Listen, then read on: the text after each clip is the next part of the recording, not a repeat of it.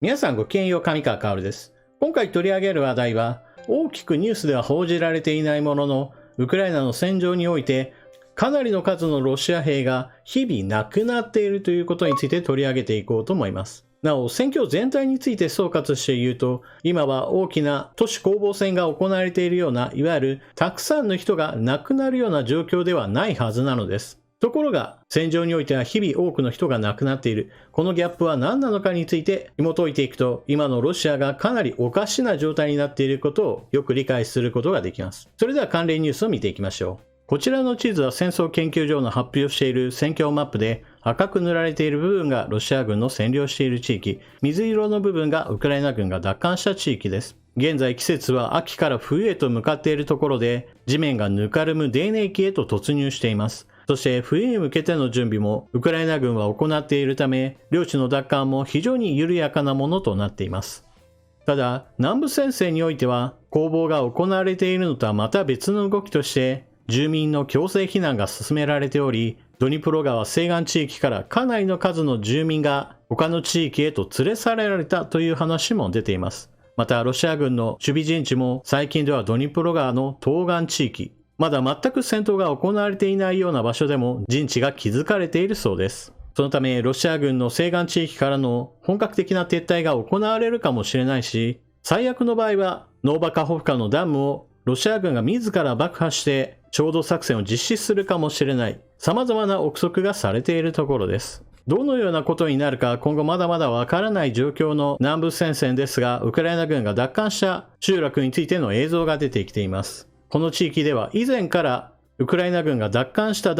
というふうには言われていたものの、実際の映像が出てくるのは少し時間が経ってからになりました。おそらくロシア軍側もこの町を取り戻そうとして何度となく一進一退の攻防が繰り返されていたものとみられます。そして他の地域においては大きな領土奪還もなければロシア軍が大きく前進したこともないといった状況の中で注目すべき情報があります。ここ最近においてはウクライナ軍が発表する戦果報告において、倒したロシア人兵士の数が異様に多いという状況が続いているのです。平均して700人から800人、このあたりで数値が公開されており、これは大規模戦闘が繰り返されているかのような印象を受けます。しかし実情はちょっと違うようなのです。そのことについて解説していきましょう。動員ロシア兵、100人超の反乱発生、報酬の不払いに不満を爆発させる様子が投稿される。ロシアのプーチン大統領による部分動員令によって招集された兵士たちが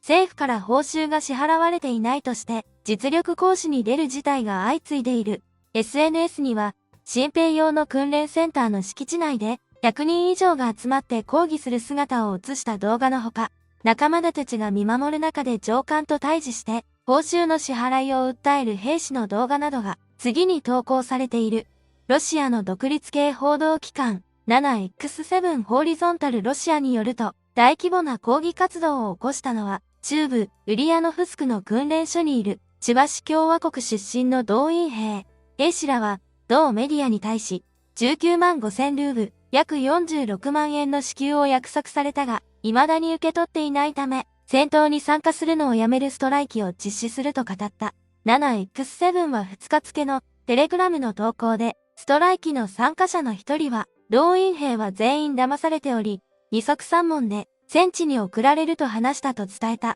ロイター通信は、ロシアの2023年の予算には、ウクライナとの戦闘のために、兵士約30万人を動員する費用や、自国の領土と主張する、ウクライナ要衝を併合する費用が考慮されていないと報じた。そしてこちらが動員兵らの抗議している動画です。事前の説明とは全く実際が異なることから多くの兵士たちが不満を持ち、軍に対する抗議活動を行っています。例えば、動員された実情として2つの動画を見てみましょう。左側の方は動員兵らが大きな体育館のような場所を仮宿舎として詰め込まれている場面です。一方で右側の方はどうかというと同じ動員兵なのですが、こちらは体育館というよりも明らかにどこかの倉庫を使ったものです。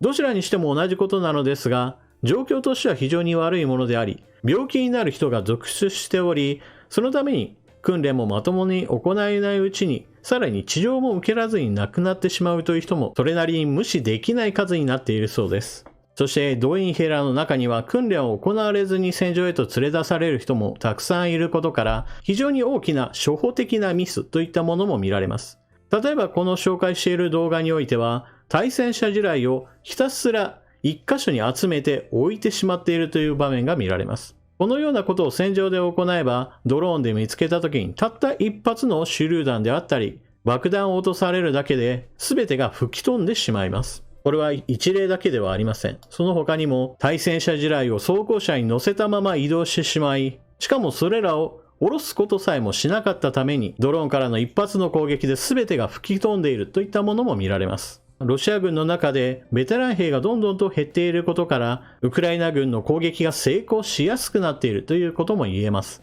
この動画においては、ロシア軍の傭兵部隊ワグネルの使っているヘリが、ウクライナ軍の歩兵が使う対空ミサイルによって撃墜される場面です。少しずつ装備が充実してきているウクライナ軍にとっては、少しの油断がロシア軍兵士たちにとっては命取りなのです。墜落現場に到着したのはロシア軍ではなく、ウクライナ軍で残骸について撮影されています。ロシア軍機計278機破壊。アフガンの倍。ウクライナ軍総司令官。ウクライナ軍のザルジニー総司令官は3日、同国侵攻をロシアが始めた2月からの約8ヶ月で、ロシア軍の航空機計278機を破壊したと明らかにした。旧ソ連は約10年に及んだアフガニスタン侵攻で118機を失ったとし、アフガンの倍だと述べた。ウクライナ軍は欧米などの軍事支援を背景にロシアを苦境に追い込んでいる。ここで有航空機は戦闘機とヘリコプターを合計しています。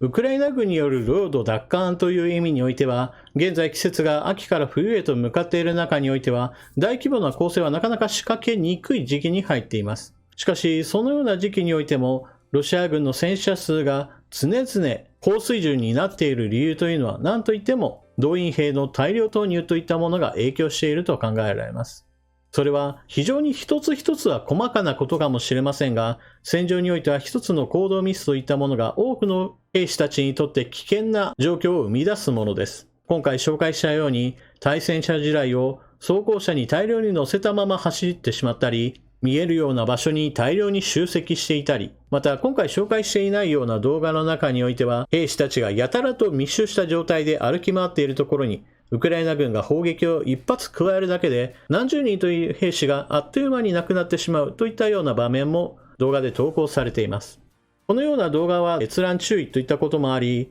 このチャンネルでは紹介しませんが、そのようなちょっと信じがたいような光景といったものもよく見られるのです。また一般的なニュースとしてすでに報じられていますが、バフムート近辺における戦いでは、ワグネルの部隊が前線指揮をしており、動員兵らをおとりとして大量に使っていることから、戦死者数が非常に高い水準になっているのも、こうした人命軽視甚だしい戦術が繰り広げられていることから説明がつくといったこともあります。またちょっと信じがたいニュースとしては、戦場から逃げ出す兵士を銃撃する特戦隊の話は以前から出ていたのですが、今度は脱走するかしないかを見張るための阻止部隊といったものも各地で誕生しているそうです。これは戦場において逃げ出すだけではなく、動員兵の訓練、そういった場所においても逃げ出そうとする者がいれば、裁判など一切なしで銃撃を加えるといったかなり恐ろしいニュースです。まだまだ一部にしか過ぎないのだといった話もある一方において、いやいや多くの動員兵訓練所においては、これから本格的に配備されるといった話などもあり、動員された人たちが抗議をして平和的に話し合いが行われるのも今だけかもしれません。状況が悪化すればするほど、権力側はより強引な手を取るものですし、行動に乗らないところではもっともっとひどいことが起こっているかもしれません。そしてそのような恐怖や暴力による支配というのは往々にして多くの国民の目から隠されるような形で報道規制されますから、ロシア国民の多くの犠牲の上でプーチン大統領個人の戦争としてまだまだ戦闘は継続される危険性というものがむしろ高まっているように私には思います。だからといってロシアによる勝利がどんどんと近づいているとはとても思いません。このような強引のやり方というのは多くの国民を失うことにより、ロシア軍自体もますます中身が劣化しますし、ロシアの国力という面においても全産業において労働力不足を引き起こすことでしょう。この後季節が冬へと移り、ウクライナ軍の報告するロシア軍兵士の戦死者数といったものが、戦い以外の投資なども含めると、1日1000人を超えるような日々も始まってしまうかもしれません。というわけで今回の動画はここまで。最後までご視聴いただきありがとうございました。チャンネル登録していない方はぜひともチャンネル登録していってください。そして動画を見終わったら評価ボタンのクリックをよろしくお願いします。それでは次の動画でまたお目にかかりましょう。またね。